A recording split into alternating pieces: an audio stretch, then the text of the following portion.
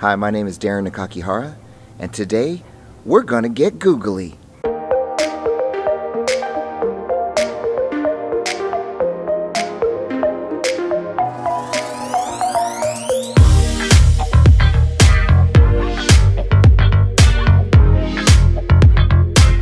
Good morning! So today, my friends over at Google are coming by school to take our 4th graders on a little expedition. So you might be asking yourself, what is a Google expedition? If you don't know, a few years ago Google came out with these VR goggles, but they were made out of cardboard. And the idea was to make this technology accessible to as many people as possible. Soon after, the Google for Education team, who is really passionate about transforming education, came up with these expeditions using this VR technology, virtual reality. We have virtual reality, we have augmented reality. And the difference between the two is the virtual reality, you're gonna put the goggles on and it's gonna transport you into another place. It's a completely immersive experience. And the augmented reality is where you're dealing with your the environment that you're sitting in, and it's placing CG graphics inside your environment. So what you would do to view that is you would just like hold up your phone and like the camera would be on and there would be an object on your phone that looks like it's just sitting right over there. And I've done both expeditions and they're incredible experiences for you. And what does that mean for teachers? So really you gotta ask yourself, like, what are the implications for this technology for us inside the classroom? So right now, there's not a giant library of expeditions to go on because the technology is just so new and they're still developing this thing. Just imagine if you were talking about food webs, for instance. We talk about food webs in here, and instead of looking in a book that has all these different parts of a food web and lines drawn to them, if you were able to pick up a device and open it up to some augmented reality that shows you out on the floor or on your desk the food web in action. Come on, that's amazing. Or I was talking to my wife, Mrs. Ann, she was saying, what if you were studying the circulatory system and you were able to look inside someone's body? So you were able to just hold up your device to someone's body and look inside and see the beating heart and the blood going through your system. What? That is crazy. That is so crazy. I know in first grade you guys study phases of the moon. Imagine if you were able to get a different perspective from the moon and all the different phases that it goes through. Come on, that's ridiculous. So really this is an incredible opportunity for you, the classroom teacher, to take some abstract ideas and make them come to life for your kids. Think about that. The possibilities are endless.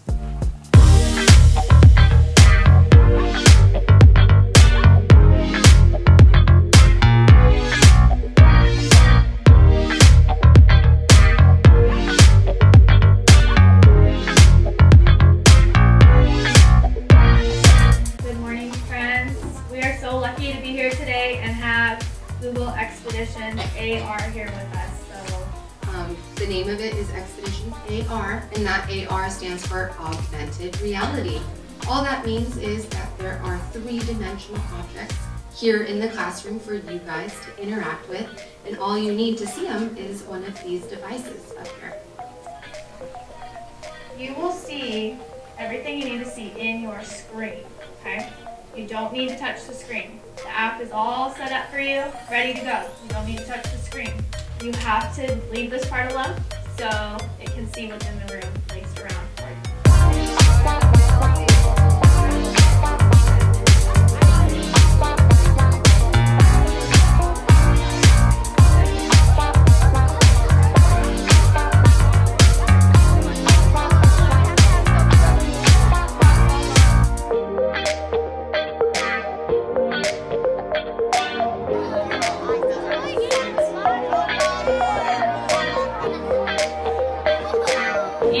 turn your selfie stick over like this, please. So this model shows the main transport elements in the circulatory system of the human body. The veins just deliver blood that is oxygen poor, so it doesn't have enough oxygen, and full of carbon dioxide.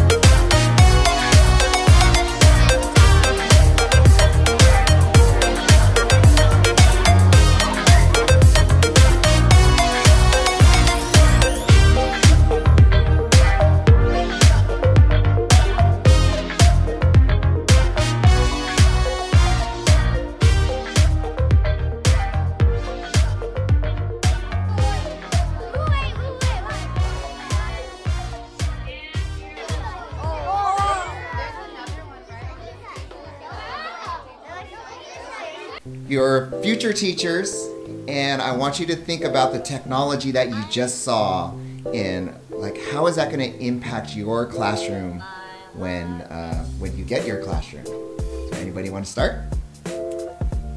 Danielle. I think a lot of times it might be hard to engage kids when you only have a textbook and they're reading about these things that are hard to imagine, or like we just saw today, body parts you can't see, and now they're getting to see them, they come to life, and they got to look at like ventricles and the way that oxidized blood is going through. I think that puts it in a different perspective that changes the entire way learning will occur. Now they can have so many more curiosities and really engage with it, and I think if you have more interested students, the learning that can arise from it will be never before seen. Way more meaningful, huh? Yeah, way deeper. Okay, anybody else want to add on to that? I really like, especially with the body system, like it's as hands-on as you can get, because they're able to like see all sides of it, and they get inside, outside, and I thought that was really cool that it just totally engages them in a whole different way than like a textbook would. Yeah, I just was kind of going off that, like it was instant engagement for them. They got their selfie sticks, and all of them were all in. So I think getting kids excited about learning, even if it's something that they typically, like I wouldn't really care about learning about the heart, but then all of a sudden it's like, oh my gosh, this is so cool. So just getting kids excited about things that they otherwise might not be interested in. So go ahead. Yeah. Just hearing that, like walking around and hearing them, like one girl, she was so excited, she goes, that's inside me right now. So again, just you look at a textbook and that only goes so far, and this just really allows them to like make more connections. Yeah. It was really cool to see how the blood flowed, because it was more than just a diagram or a video, but they were able to see how it worked from every direction and actually go inside and see where the blood was flowing. So it brought it more to life, and they were able to make connections to how the heart actually works as opposed to just this picture and a description. How do you think that you might be able to use this in your classroom? I feel like it's almost like a field trip, because you have field trips where you can go to places, and now they have virtual field trips, but you can't visit a heart, or you can't visit the solar system.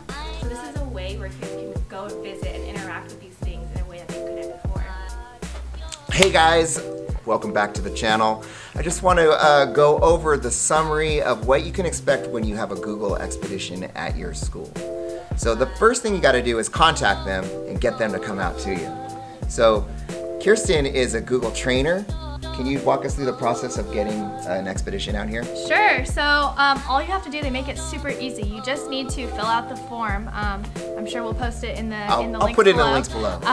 And you can just fill out the form, and if Google's in your area, when you are available, they'll come out, and your class or your school will get to experience Google AR. It's pretty awesome.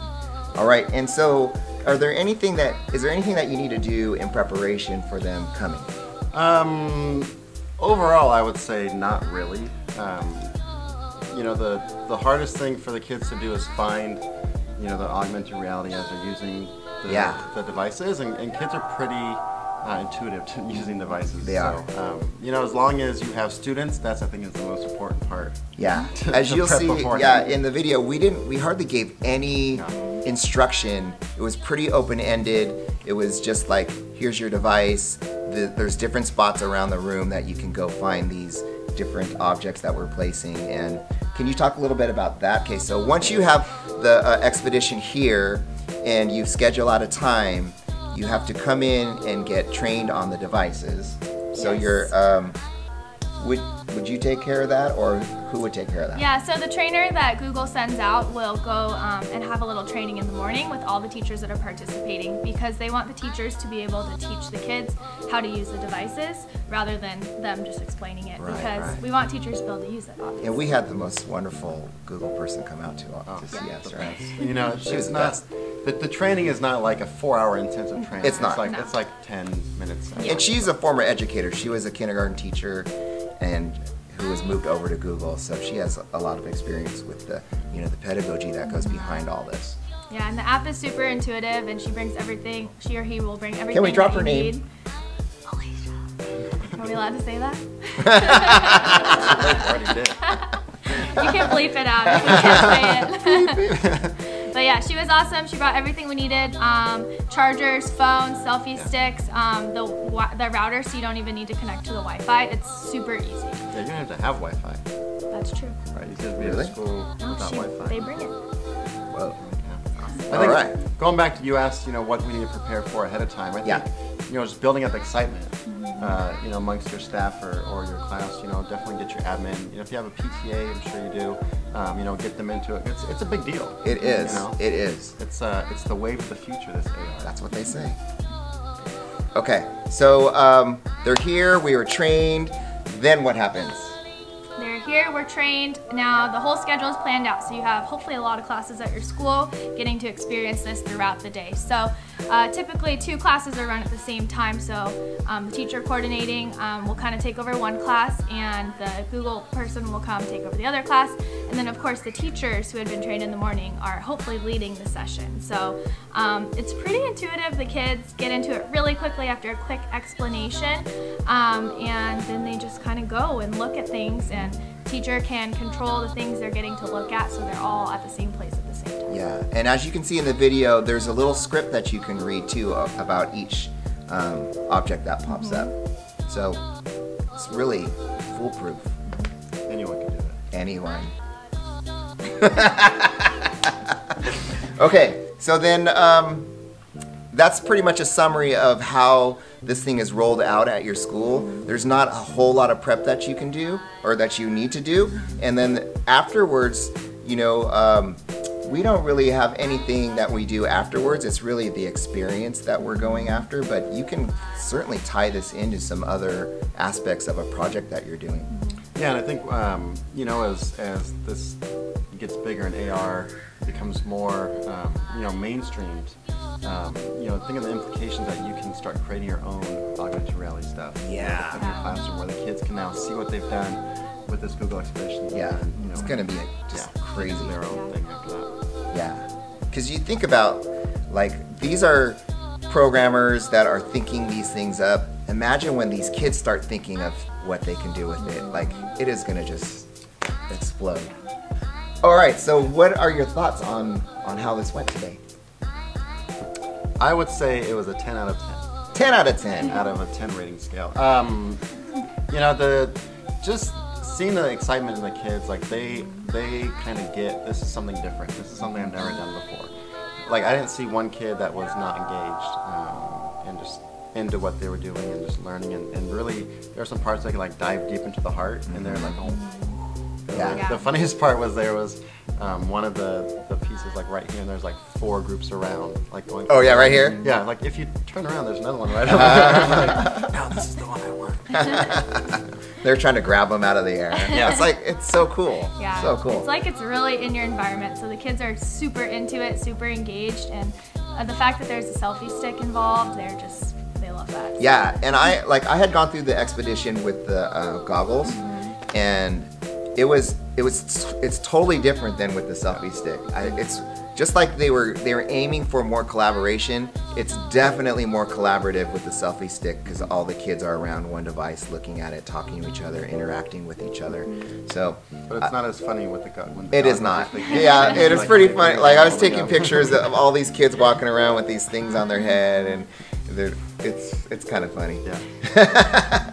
How was it? What was the experience like as the teacher running the expedition? Oh, as a teacher, it was really fun. Once the Google trainer told us basically what to do, it's really intuitive. I think I've said that a million times, but I really mean it. It's the really, word of the day. Yeah, it's really easy to use.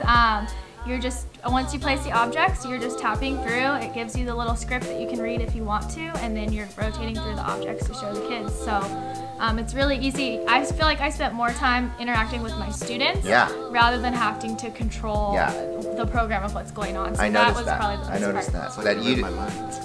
Whoa. What am I thinking? I was gonna say. Go ahead, what am I thinking right now? Can't say it. That's what I was thinking. You're saying. You're thinking. All right. What else? Oh, you know, one of the biggest hurdles I think a lot of teachers have is, what do you do if something goes wrong? So troubleshooting. And I think that keeps a lot of teachers away from trying new things like this. Yeah. So could you talk a little bit about what kind of troubleshooting you have to do? Just like what could go wrong? Because we didn't have really any problems I didn't see. The first step is always freak out. You know, something goes wrong, just For freak sure. out. Just, oh my gosh. Step 2? Step 2. I think like the most common problem, at least in my opinion, would be just like maybe the devices run out of power, because AR does suck a lot of power. But you know, if something happens and you work with what you got. If there's, you know, you start with 7 devices, 2 go down, you have 5, then just group. Go get with another group. Yeah. Don't panic. Yeah. It's okay. I mean, what would you do in your classroom if a student didn't have a book? Right. Right. You would say, oh, just go share with someone else. So I think it's the same idea. I wouldn't say that. But Well, you would say, figure it out. I don't know what to tell you. Yeah. Sorry. I'd say, I don't know. Can you? Yeah.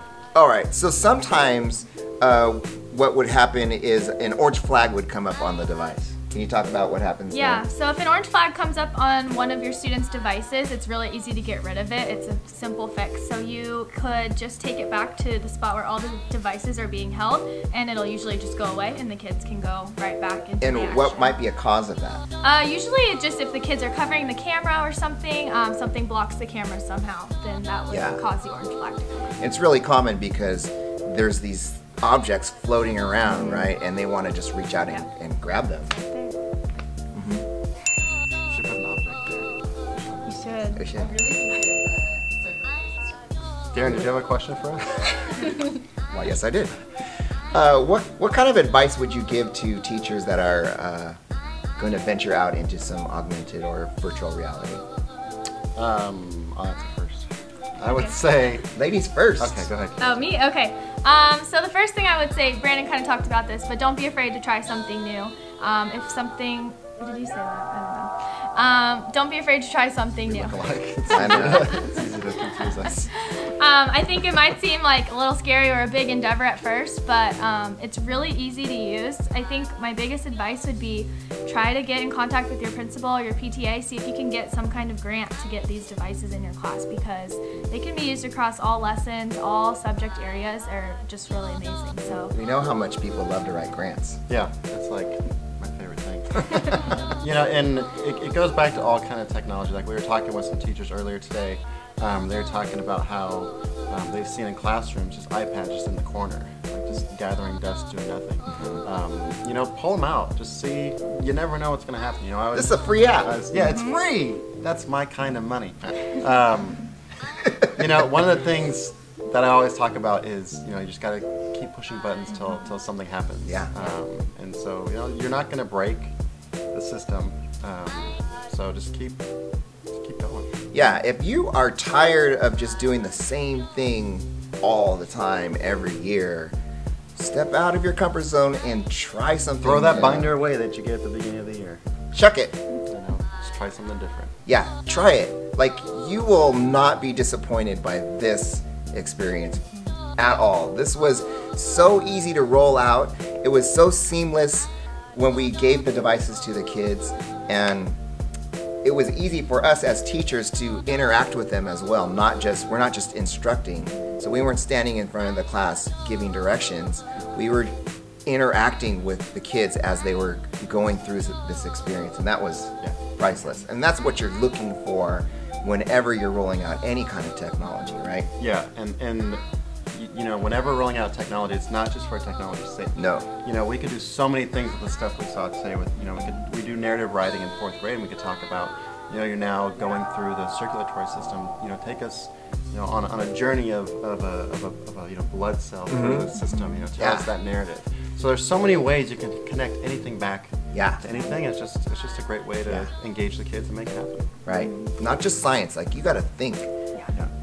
Language arts, math. We were talking about math earlier, and how, like, if you're talking about symmetry, you can have the object right here, cutting it, see if they're symmetrical. We talked about what does $1 look like versus a stack or a pile of $1 million. You know, how does a kid ever even think of that? How do we think of it? I have no idea what $1 million would look like stacked in the middle of the room, but I'd sure like to find it out. I would just get $1 million bill and ask if you had That's a great idea. All right. Any other advice? Get other teachers on board. You know, get other people to come join you. Don't let it just be yourself hanging out. You know, I know Kirsten put out to her whole entire staff a couple times. Hey, who wants to do it? Filled up like that. So, you know, if people don't want to do it, sign them up anyway. Tell them there's a music assembly or something in the multipurpose room, and they'll come down. They have to go. Yeah, they have to go. And just, oh no, this is the music we're doing, devices. So. Yeah, but once they see it, they'll buy in for sure. Yeah. And Google has made this so easy for you. You know, they bring everything out to you. They train you. They help you with the devices and everything. So come on, give it a shot. Yeah? Yes. With a little enthusiasm, please. Yes. All right. Thank you so much for watching. Please don't forget to hit like and subscribe, and click on the little bell. It's right there, so that you get notifications every time a new video is uploaded. All right?